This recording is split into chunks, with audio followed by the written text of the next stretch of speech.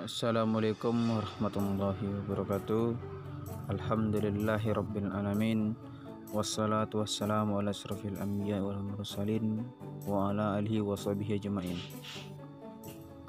Puji syukur hadir Allah Subhanahu wa taala yang telah memberikan kita nikmat kesehatan sehingga kita dapat melakukan aktivitas seperti biasanya.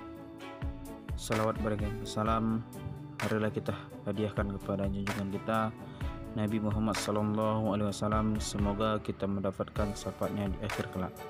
Amin amin ya rabbal alamin. Pada kesempatan ini saya akan menyampaikan tentang pengertian kurban serta ketentuan kurban dan hikmah kurban. Kurban adalah menyembelih hewan dengan tujuan beribadah dan mendekatkan diri kepada Allah Subhanahu wa taala dengan syarat-syarat dan waktu tertentu.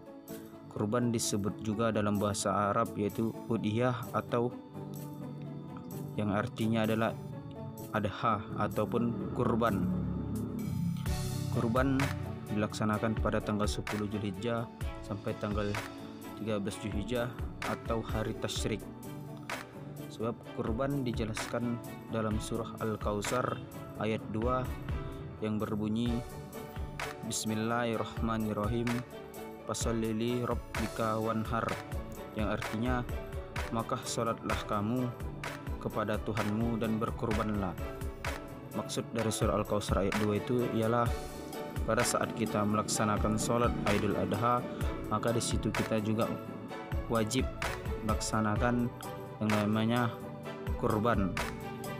Sebab kurban adalah suatu sunnah muakkad yang artinya hukum sunnah muakkad itulah dianjurkan. Sebab sunnah muakkad berarti ibadah yang dianjurkan dengan penekanan yang kuat atau hampir mendekati wajib. Baik, di sini kita akan menjelaskan tentang ketentuan mengenai kurban. Kurban disembelih adalah seperti hewan ternak yang seperti domba, kambing, sapi, dan unta. Untuk satu ekor unta dan sapi mencukupi untuk 7 orang atau 7 orang yang untuk berkurban, baik dalam satu keluarga ataupun tidak. Sedangkan kambing hanya mencukupi untuk kurban 1 orang. Hewan seperti ayam, burung, ikan tidak diperbolehkan untuk dikurban, seperti mana dijelaskan dalam surah Al-Hajj ayat 34 yang artinya, dan bagi-bagi tiap umat telah kami syariatkan penyembelihan atau kurban supaya mereka menyebut nama Allah terhadap binatang ternak yang telah direzekikan Allah kepada mereka. Untuk memilih hewan kurban terdapat beberapa syarat sah hewan yang digunakan sebagai berikut.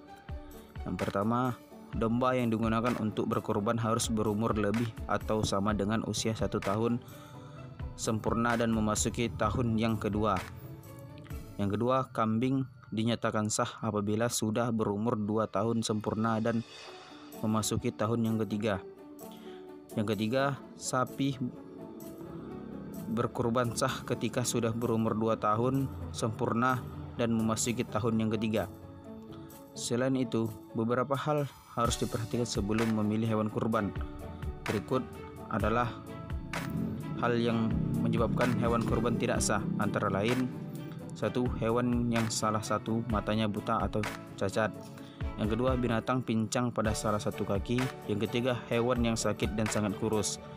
Yang keempat, binatang yang terputus sebagian atau seluruh telinganya serta sebagian atau seluruh ekornya.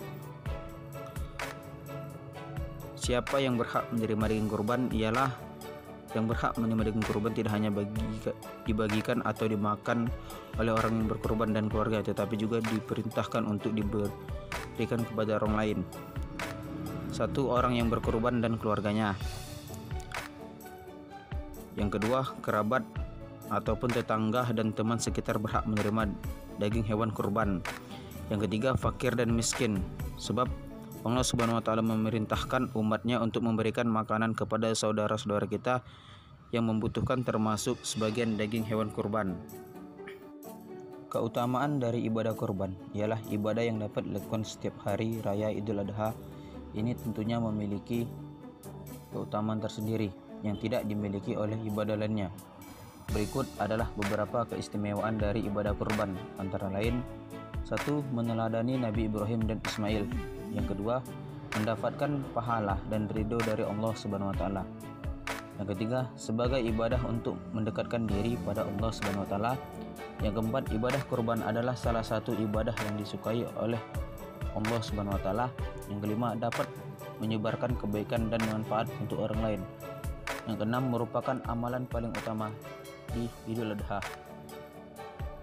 Mungkin itu saja yang dapat saya sampaikan tentang pengertian dan hukum serta kelebihan dari kurban. Kurang lebihnya saya mohon maaf, kepada Allah saya mohon ampun. Wabillahi taufiq wal hidayah. Assalamualaikum warahmatullahi wabarakatuh.